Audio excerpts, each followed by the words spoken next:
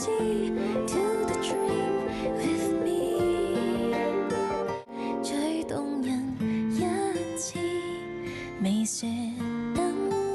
鴻基地產歷來最大型住宅發展項目 Sierra Sea。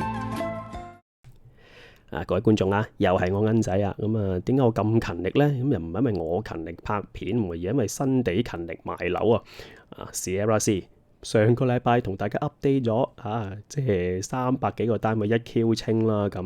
唔知大家有冇留意呢？啱啱今日星期六呢，就出第二批單位200幾個單位啦。咁啊，當然啦，即係我有實地。都唔係實地啊，冇去啊。OK， 即時咧都唔係即時啊 ，sorry 啊，因為其實我今晚去咗飲啊，咁所以咧已經係 delay 咗咯。其實今日嘅晏晝啊，已經知道嗰個銷情如何啦。咁當然啦，你見我又拍得片，有咁嘅語氣，又即日出，咁你就知道咧應該係咩成績噶啦。咁其實係嗱，講啲基本資訊俾大家聽先啦。今次就次輪推售288伙嘅單位啦。收票王啦，嗱，上次3萬幾千票就梗頸二啦嚇，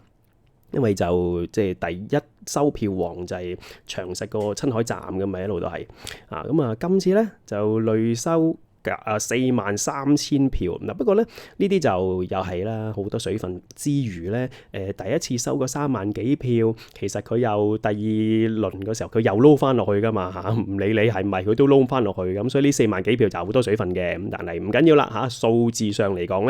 咧，叫做係破紀錄啊，成為本港歷年收票量最多嘅新盤啊，咁超額，因為佢今日推出288個單位啦，超額認購148倍啦，咁突然間講到咧，成個語氣好似報呢個財經新聞咁添啊！係啦，咁啊，按住個時序咧，又同大家報告下個銷售情況啦。朝頭早 A 組大手買家陸續到場，現場氣氛熱烈啦！分享下啲現場嘅一啲嘅畫面俾大家睇啦。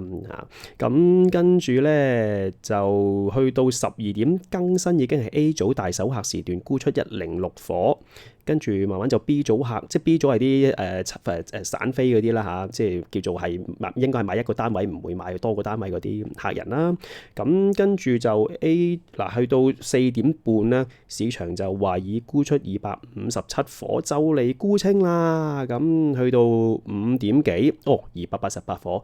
已經沽清啦。咁嗰個似乎嗰個銷售嗰個 momentum 咧，嗰個走勢一路都仲係維持得到啊！即係5點幾買晒，其實都算幾快啦。咁係啦，嗱，咁當然啦，即係我諗嗱，睇個樓盤一路再發展落去啦，我唔會話次次啲都同大家咁樣去報導咁，但係都係的確係開心嘅，係嘛？因為好老實講，即係我上次都有分享即係話一個樓盤成個 campaign。我諗其實即係唔可以話係，即係你知我不嬲都唔會神化，即係將 Gigi 神化咁樣，我又唔想係咪？咁你話一個偶像或者係一個代言人，係咪能夠令到個樓盤可以拉動到咁多人去買樓喎？咁大件事係咪？我係覺得未必嚇，咁但係當然啦，佢成個整體成個 publicity campaign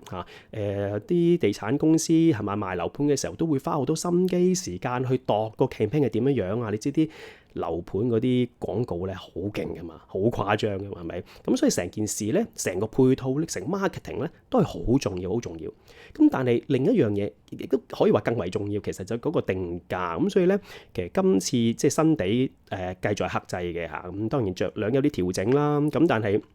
你話近年我哋都少見㗎啦嚇。即係第一。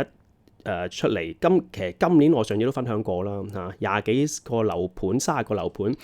新盤賣出嚟咧，都係得4個係一 Q 清，其他咧有20幾個仲要滯銷添咁樣樣嚇。咁當你推出第一次一 Q 清，再第二次推出嘅時候咧，好多時嗰個銷情都會減弱咗嘅。咁但你見到 Sierra Sea 今次其實都真係即係做一場好戲啊！咁第二次仍然係有咁好嘅銷售嘅效果咁咁所以我好同意上條片啦，有啲朋友 comment 就講咗某啲形容嘅就係話，即係雖然唔可以話係咪代言人有咁大嘅影響力，但係起碼係咩嘢腹脹啦，係嘛？Gigi 係腹脹啦，另外有啲朋友就話佢腳頭好啊咁，我覺得呢啲形容詞又形容得幾好咁，即係唔係想神化佢嘅影響力嗰個令到人買樓嘅嗰種魔力但係都的確係參與喺呢個 project 入邊做得好係嘛，咁成件事配合咧咁都真係幾好腳頭都幾係真係有小福星嘅一個咁嘅味道喺度係嘛咁當然啦，即係嚟緊我未必真係會再咁次次咁去報啦。我覺得已經係無論點都一定係叫交足晒功課噶啦咁即係喺真係叫締造歷史啦，歷來收票王擊敗長實親開站and then 除咗第一次一 Q 清，第二輪繼續一 Q 清亦都係參與新地呢個咧好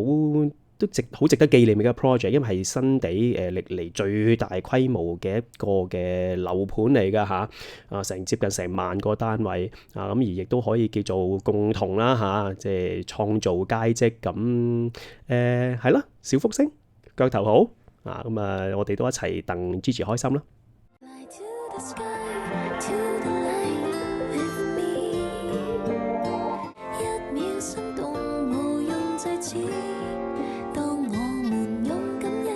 新鴻基地產歷來最大型住宅發展項目 Sierra Sea